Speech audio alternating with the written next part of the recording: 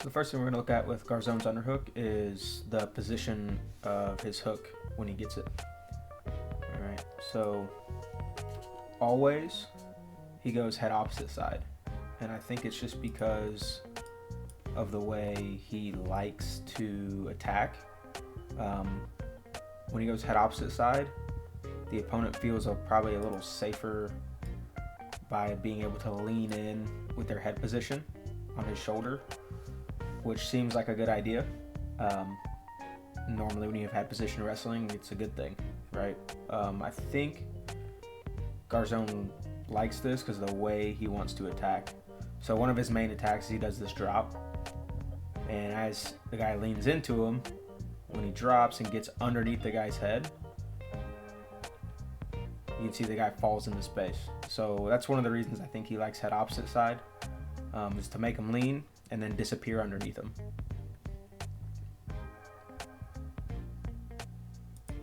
Alright, let's take a look at Garzon's actual underhook position now. There's two things he wants to do with his elbow. The first one is he wants to get it past his opponent's elbow with his underhook. So we can see the opponent's elbow and his elbow are on opposite sides, right? I mean, Garzon's elbow is past his opponent's elbow. That's what he's looking for. This makes it harder to clear the underhook and gives Garzon more access to the opponent's body as he wants to attack. Right, the second thing he wants to do is keep his elbow up and out to the side. This lifts his opponent's elbow, so his elbow's up and out. This lifts his opponent's elbow and starts to shift the weight to the opposite side of his opponent's body. So those are the two things he wants to do with his elbow. Elbow above opponent's elbow, and then elbow up and out to the side. Elbow up and out to the side also makes it really dangerous to try and clear this underhook. It gives Garzon access to that whole side of his body. The last piece to his underhook position is what his opposite side hand does. There's really 4 places it can go, but 2 of them are pretty similar and the other 2 are pretty similar.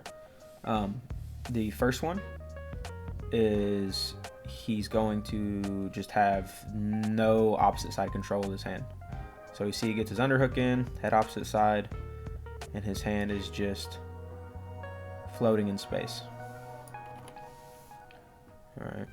The next one, which is similar to just his hand floating in space or having no control, is having the guy's wrist. So you can see here, he's got wrist control. This gives him freedom to attack with this hand just like it does when he has no opposite side control. The third one is inside control or an inside tie. We can see he's grabbing the opponent's tricep. Now this is useful for twisting the opponent's shoulders, his outside shoulder toward the mat. Now he can do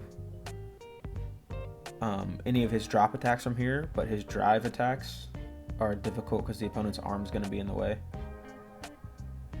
So we see him drop, and he's able to pull and twist that opponent's shoulder to the mat.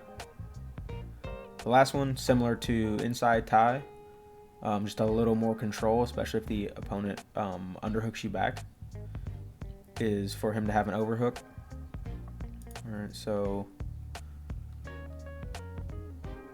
right here, he's got an overhook on his opponent's arm, and his opponent has an underhook. I know this video is kind of bad, but Garzon's been wrestling for a pretty long time. He's still wrestling. He competed in the last Olympics.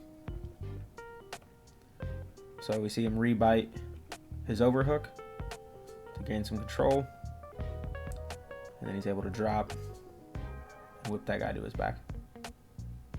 So those are the four controls: none, wrist, inside control, or overhook.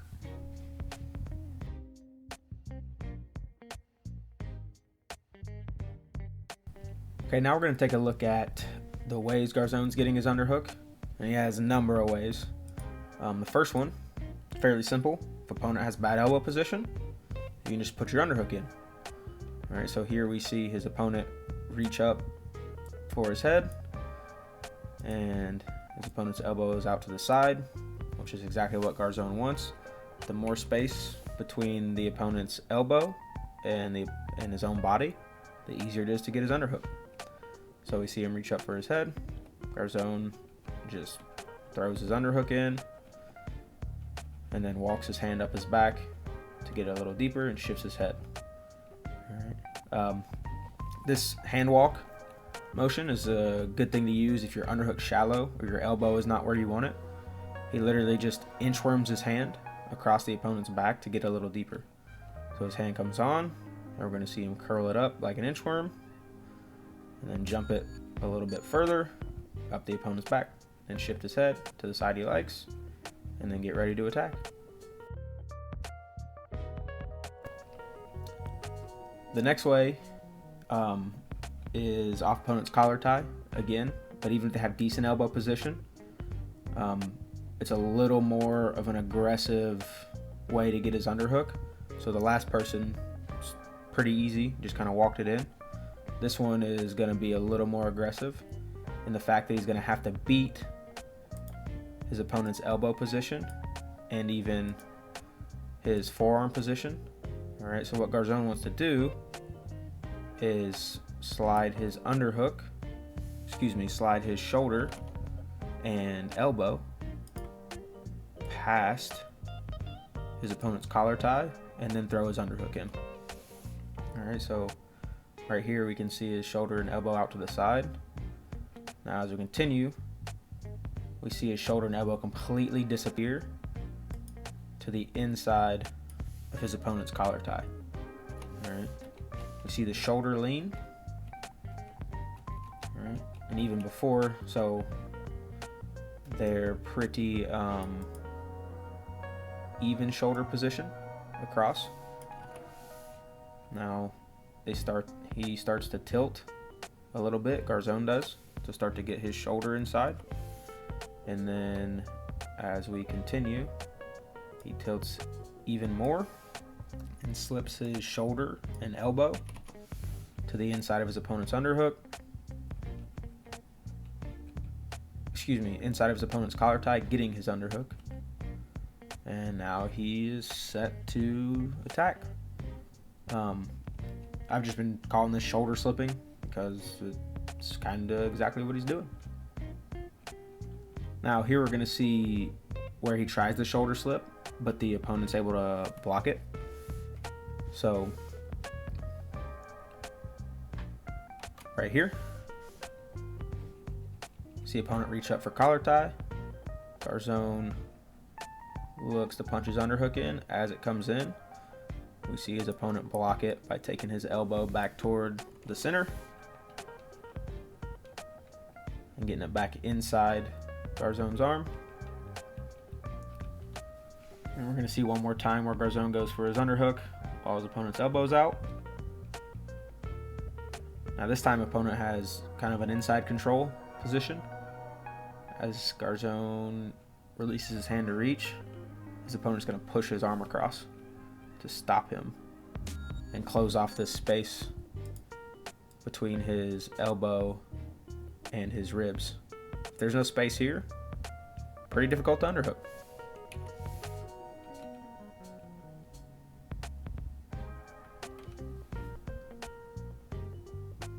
Now, here we're going to see what Garzon does to make his opponent reach.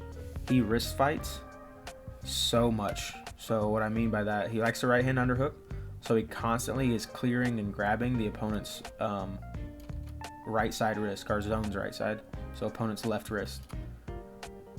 So we can see him, opponent gets kind of a control tie, Garzon's going to snap it off, comes back in, catches his hand, fighting with his hand. Now as the opponent comes back to reach, we're going to see Garzon throw his underhook in a similar shoulder slip motion to the collar tie. Right there. So he fights his wrist a bunch, snaps it off, keeps the guy trying to get control. Then as he reaches, he's like, I want my hands on you. Garzon rotates his shoulders, like we saw in his shoulder slip. We see his shoulders rotated toward his underhook side. And he's going to jam his underhook up and in, shift his head to the opposite side, be ready to attack. All right, now, anytime your arm's inside the opponent's arm, it's a good time to try an underhook. So here we're going to see his opponent reach for an attack. Garzon's arm's inside, so he's going to, as the opponent recovers, he's going to come right back up to an underhook. All right, so opponent reaches, giving a lot of space between elbow and ribs. So Garzon down blocks, and as they rotate back up, Garzon throws his underhook right in. Here we see another one where the opponent looks to attack, and then as they recover, or as Garzon down blocks, he finds his arm inside of his opponent's, and he's going to come right back up to an underhook. All right.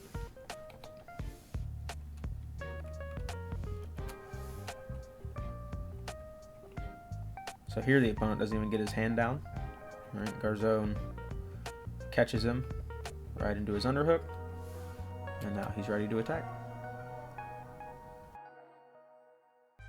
Another way is when the opponent gets their own underhook, Garzon almost always immediately turns it into over-unders, or gets an overhook on the back, or excuse me, gets an underhook on the opposite side. So here the opponent punches an underhook. Now we see the same thing with his underhook. Shoulders are rotated in to get his shoulder and elbow in to get that hook. Now what this does though is it often leaves space on the backside where Garzon can punch his own underhook in.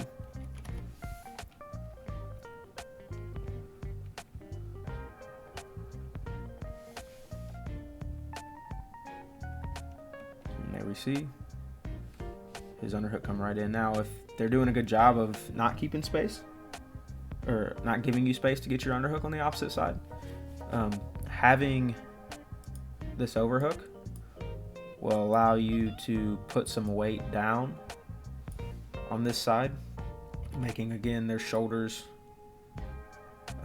twist, making their opposite side shoulder higher than their inside one, which can give you space to get your underhook in on the backside.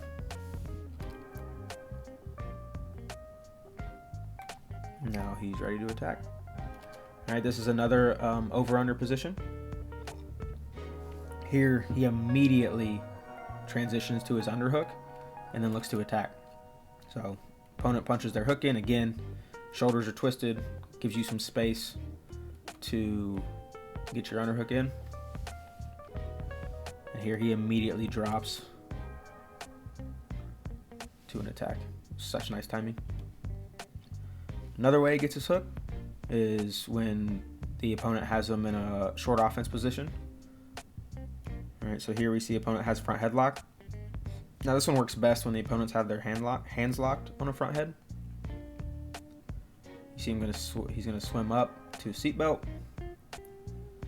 and then up to his feet to a hook. Get ready to attack.